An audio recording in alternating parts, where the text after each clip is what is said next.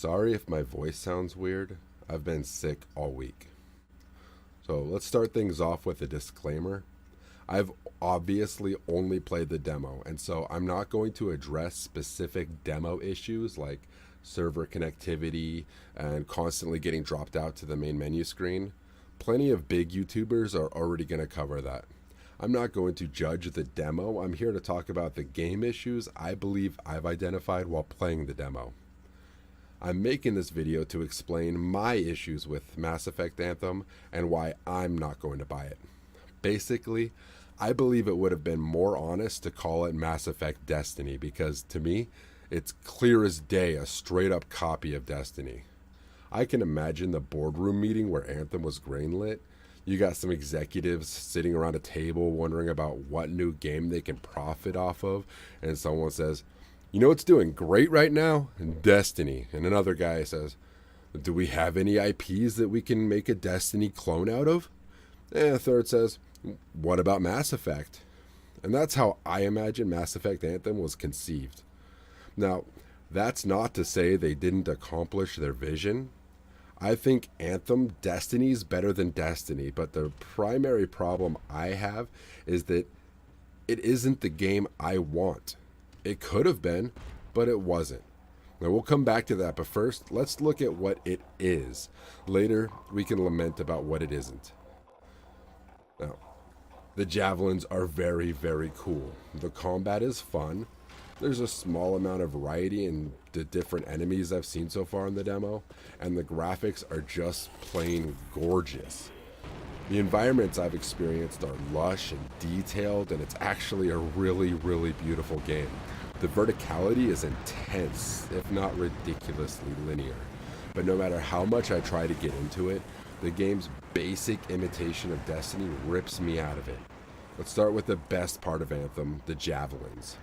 The javelin is a combat suit you can climb into, similar to Fallout's power armor. The javelin is what determines your role within your squad, whether you're a tank or a melee, a sniper, etc. They allow you to move rapidly, hover, and fly. Their loadout is customizable, and there's a lot of cosmetic customization as well.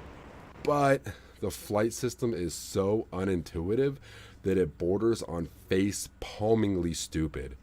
You do a double jump, that's fine. Pressing C while off the ground will enter a hover mode, and pressing shift will activate flight mode. You can switch back and forth between the two until your javelin overheats.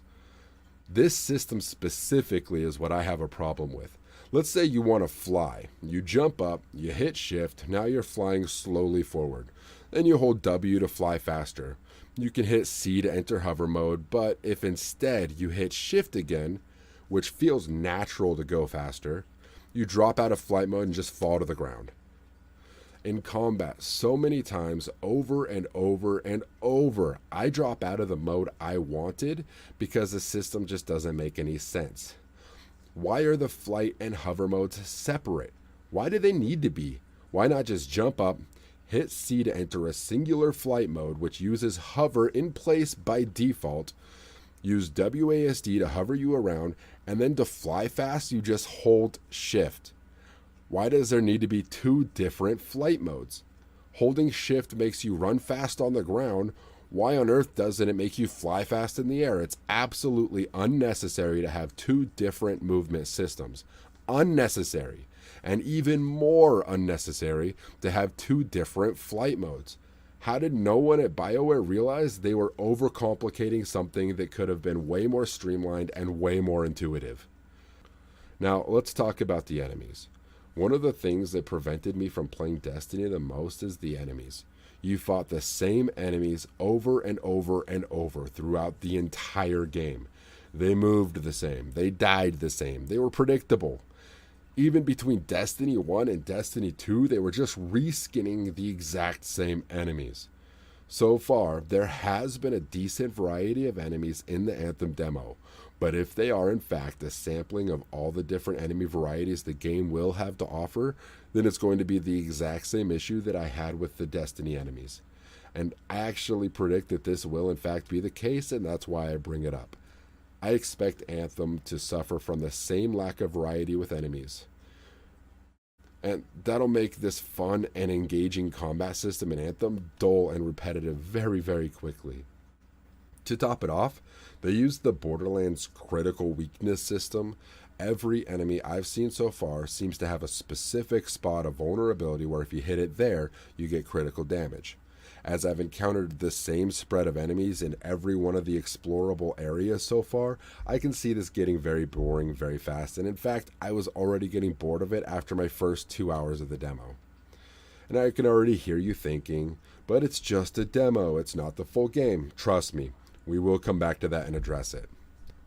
Now, let's address one of the things they got right. Weapons. The weapon types make sense. Each type fills a niche. They have their own specific role. They feel great to use, and I don't have a single complaint about the weapons. This leads us into crafting, though, and my primary concern with crafting is it seems to be a mechanic implemented for the sole purpose of saying, this game has crafting. Why does it have crafting? There's no player economy in the demo, and judging by how you'll never seem to encounter more than 3 other players at a time, ever, I doubt there's going to be an auction or trading system. So if you can't trade items and you can't sell items, then why is there a crafting system? An item modding system would make sense for this, but without a player economy, crafting items is just plain pointless. And why do I think there will be no player economy? Because it doesn't make any sense to have one in such a small-scale multiplayer game. By that, I mean specifically that you will not ever share your experience with more than 3 other players at a time. It doesn't make any sense to have a player economy unless you have an open world, and now we're getting to the meat of the problem. Even though it's only a demo and not the full game, it doesn't matter because the fundamental foundation of the game is my biggest problem with it. I mentioned that the enemies in Destiny were one of my biggest problems with the franchise, but my singular, most discouraging problem with Destiny is that it is, in my own words, a fake, pseudo, quote, open world, end quote. It's a simulated MMO on rails, where you can explore as predetermined, the areas are linear and limited, and that's where Anthem screwed the pooch as well. It's even arguable that Anthem is inferior to Destiny in this regard, because at least in Destiny you can encounter other players in the hub city. Anthem doesn't even have that. In Destiny, if you pretend hard enough, you could almost imagine that it was an MMO. In Anthem, you won't ever believe that fantasy. Even in the world map, if you travel too far from your squad mates, which are jammed down your throat whether you want them or not, you will suddenly be ripped out of the game by a loading screen and teleported right back to them. Immersion is downright impossible in Anthem. You can customize your appearance in cool ways, but why bother? No one will ever see it. And that's the true tragedy of Anthem. If you took everything about Anthem, streamlined the Javelin flight system, and put it into a real open-world MMORPG, added in some open-world PvP, you would have created the game that I've been waiting to play for 10 years. The game I have desperately wanted ever since I quit World of Warcraft. The reason I never got into Destiny is because it was boring, and I always lamented over what it could have been if it had been an MMORPG. Anthem is going to engender that same if-only depression, maybe even twofold. This could have been it. It could have been the game of my dreams. If only it wasn't a fake simulated MMO on rails just like Destiny.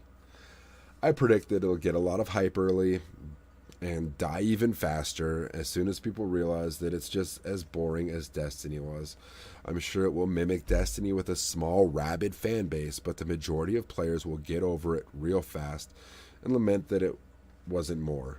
And for those reasons, I'm out.